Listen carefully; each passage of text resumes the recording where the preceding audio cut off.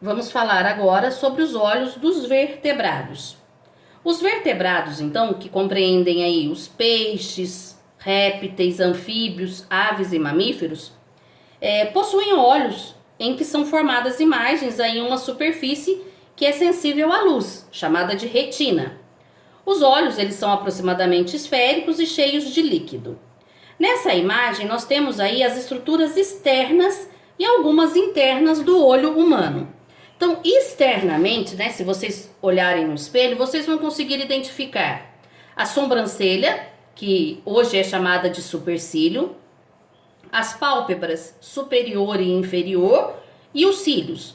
Estruturas essas que são responsáveis por proteção. Elas têm a função de proteger os nossos olhos contra a entrada de poeira, contra micro-organismos, contra sujeira. Nós temos aqui também a região responsável pela liberação de lágrimas, né, o canal lacrimal. Lembrando que a lágrima ela é muito importante, porque além de manter os olhos úmidos, ela também tem ação antibacteriana. Isso mesmo, as lágrimas elas protegem o nosso olho contra aí, bactérias. Internamente, né, se nós olharmos aqui no espelho, nós ainda conseguimos enxergar a parte branca do olho, chamada de esclerótida ou esclera, a íris, que é a parte colorida do olho, e a pupila, né, que é essa bolinha preta do olho, e que nós vamos ver que ela tem a função aí de se dilatar. Internamente, o nosso olho ele é muito mais complexo. Olha só, internamente, o nosso olho é formado por uma membrana muito fininha aqui, chamada de córnea. A córnea é uma estrutura transparente, mais externa do olho, sendo a primeira aí a ser atravessada pela luz que entra no globo ocular. Ao atravessar a córnea e os líquidos transparentes que preenchem o olho, os raios de luz vão se formar lá sobre a retina, que é essa camada mais aqui no fundo do olho. Preenchendo todo o olho, nós temos um líquido chamado de humor aquoso ou humor vítreo, tá? Então é esse líquido que preenche, que dá essa forma esférica no nosso olho. Abaixo aqui nós vamos ter a íris, né, que é a parte, como eu disse, colorida do olho aí, é a parte pigmentada, e aí ela pode ser de diferentes cores, né, como azul, verde, castanho, negro, né, e a função da íris é controlar a quantidade de luz que chega até as células sensoriais. Já a pupila, que é essa aberturazinha aqui, ela vai aumentar ou diminuir de acordo com a quantidade de luz no ambiente. Então, se há muita luz, a pupila diminui. Se há pouca luz, a pupila aumenta. Tá? Nós temos aqui também uma região muito importante do olho chamada de lente ou cristalino, que é uma estrutura transparente que funciona como uma lente convergente, direcionando os raios luminosos lá para a retina. É exatamente o cristalino que permite focar os objetos que estão próximos aos olhos e também aqueles que estão mais distantes. Então, a função do cristalino é focar os objetos. Lá no fundo do olho, como eu disse, nós temos a retina, que é uma fina camada, onde se localizam as células sensoriais que detectam a luz. Existem dois tipos de células sensoriais na retina. Os cones, que são responsáveis por nós enxergarmos cores, e os bastonetes, que percebem variações de luz e sombra aí, sendo eles também responsáveis pela imagem dos contornos dos objetos. É na retina que a imagem se forma e, ao serem estimuladas, as células sensoriais da retina vão enviar então o estímulo ao cérebro por meio do nervo óptico, que dá pra gente enxergar aqui, ó.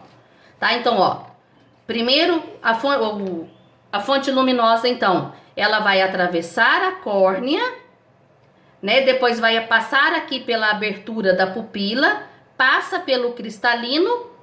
Por ser uma lente convergente, ele vai convergir, né? Vai direcionar a imagem aqui para a retina.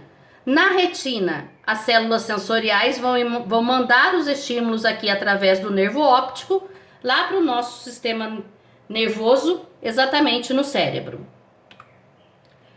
Aqui só uma curiosidade, uma doença chamada ceratocone, em que a córnea ela vai ficando pontiaguda, tá? O ceratocone ele pode ser causado por fatores genéticos, pode ser causado pelo hábito de coçar muito o olho, tá? Entre outros fatores.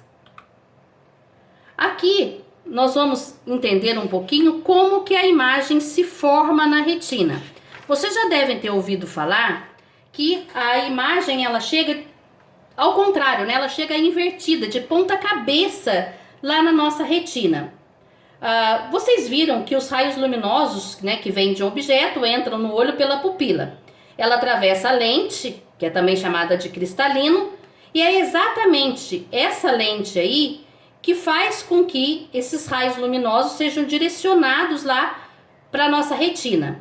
Uma imagem então se forma sobre a retina e ela é convertida em sinais elétricos que são levadas ao cérebro, né, que vai interpretar gerando as imagens aí. As imagens projetadas na retina, elas vão ser sempre invertidas, como eu disse, tanto na horizontal, né, direita e esquerda, quanto na vertical, ou seja, de cabeça para baixo. Não se sabe exatamente por que isso acontece. Acredita-se que seja o cristalino que faça com que essa imagem chegue até a nossa retina invertida.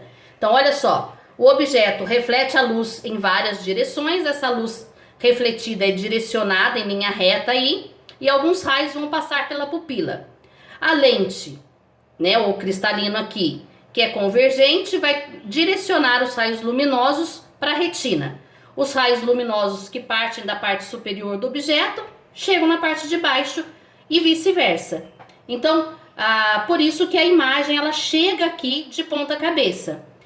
Quando esses estímulos aqui são levados pelas células sensoriais até o nervo óptico e depois até o cérebro, é o cérebro que vai interpretar, né, e fazer com que a gente tenha uma visão correta dos objetos, com que a gente enxergue as coisas na posição correta. Então, como eu disse, o cérebro interpreta os estímulos visuais, invertendo a imagem formada na retina. Desse modo, nós percebemos as imagens dos objetos na posição real. O nosso olho ele pode ser comparado a uma máquina fotográfica. Isso aqui é muito interessante, essa analogia que eles fazem. Então, olha só, a lente da câmera fotográfica pode ser comparada à nossa córnea. O diafragma da máquina, essa estrutura aqui que é móvel, é comparada à nossa íris, porque é ela que vai controlar a quantidade de luz que entra na câmera. A lente ou cristalino é comparado à lente da câmera fotográfica, que também é uma lente convergente, olha lá, mais grossa no meio, fininha nas bordas. E lá no fundo da câmera fotográfica eu vou ter um sensor eletrônico, um filme fotográfico nas câmeras antigas, que é comparado à nossa retina. Tá? Então, o nosso olho ele funciona exatamente como uma câmera fotográfica. Nessa imagem nós vemos a capacidade que a pupila tem de controlar a passagem, de mudar, né, sua forma de acordo com a passagem da luz. Então olha só que interessante isso. Se eu tenho muita luz, a pupila diminui. Se eu tenho uma luz moderada, a pupila fica do tamanho normal. Se eu tenho pouca luz no ambiente, a pupila vai dilatar, permitindo uma maior passagem de luz. Isso acontece também com o diafragma. Lembrando aqui, olha, essa estrutura aqui, como eu disse, ele é móvel.